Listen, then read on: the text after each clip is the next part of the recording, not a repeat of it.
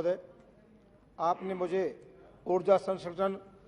संशोधन विधेयक 2022 पर बहुजन समाज पार्टी की तरफ से विचार रखने का मौका दिया। इसके लिए मैं आपका और हमारी पार्टी की राष्ट्रीय अध्यक्ष आदरणीय बहन कुमारी मायावती जी का आभार प्रकट करना चाहता हूं। माननीय सभापति महोदय, जैसा कि मालूम है कि वैश्विक स्तर पर कार्बन उत्सर्जन हो रहा है, दिन प्रतिदिन की बढ़ोतरी मानव जीवन सहित समस्त प्राणी तथा जीव जंतु के जीवन के ऊपर प्रतिकूल प्रभाव डालने के कारण एक गंभीर चिंता का विषय बना हुआ है। इसी ग्रीन गैस उत्सर्जन की कमी लाने के लिए अंतर्राष्ट्रीय समुदाय ऊर्जा संरक्षण के लिए प्रयासरत देशों ने एनडीसी नेशनल डिटरमिनेंट कंट्रीब्यूशन अर्थात अपने अपने स्तर से ऊर्जा संरक्षण के लिए राष्ट्रीय स्तर का कार्य प्रोग्राम बना रखा है, जो पेरिस क्लाइमेट एग्रीमेंट के अनुसार वर्ष 2030 तक कार्बन उत्सर्जन के क्षेत्र में अधिकाधिक कमी तथा रिन्यूएबल एनर्जी का बढ़ावा देना है। इंटरनेशनल एनर्जी एजेंसी IEA के मुताबिक अभी पूरे विश्व में विद्युत की पूर्ति 24% है, रिन्यूएबल एनर्जी के माध्यम से की जाती है, जो वर्ष 2024 तक बढ़कर 28% होने की संभावना है। माननीय सभापति महोदय, इस सरकार ने भी रिन्यूएबल एनर्जी के क्षेत्र में सोलर तथा ऊर्जा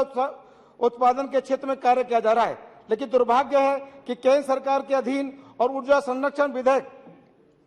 द्वारा बनाए गए ब्यूरो चीफ एनर्जी एफिशिएंसी की उदासीनता और भ्रष्टाचार के चलते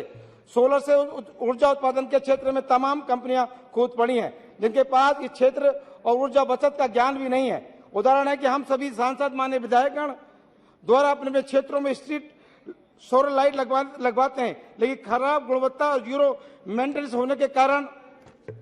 1 या 2 माह में भी समाप्त हो जाती हैं और ये कंपनियां पूरे देश में नाम बदल कर सोलर के क्षेत्र में काम करती हैं और जनता के पैसे की लूट भी करती हैं। मैं माननीय मंत्री से आपके माध्यम से जानना चाहूंगा कि इस प्रकार की कंपनियों के खिलाफ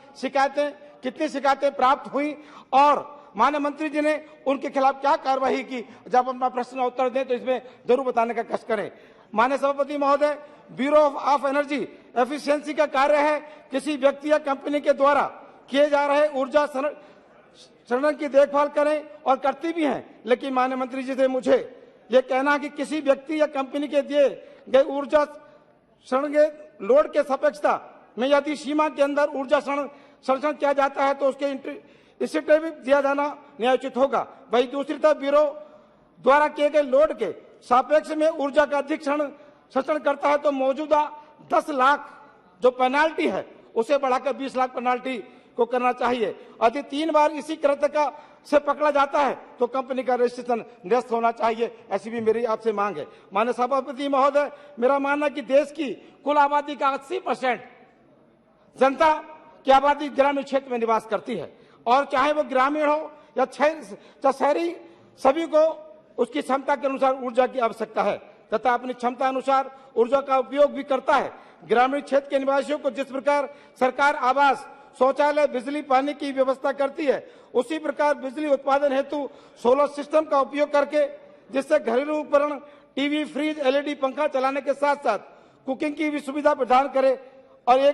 करेगी तो एक तरफ विद्युत की मांग भी कम होगी और दूसरी तरफ उसका बिल न देने से आर्थिक बचत भी होगी। साथ साथ ऊर्जा संरक्षण शून्य तथा कार्बन उत्सर्जन से भी 0 हो जाएगा। अंत में मैं अपनी बात को समाप्त करने से पहले सरकार से ये मांग है कि प्रदूषण को रोकने के जिस प्रकार ये सरकार ने प्लास्टिक बैग पर प्रतिबंध लगाया है, उसी प्रकार से बाजार में बिकने वाली अधिक ऊर्जा शोषित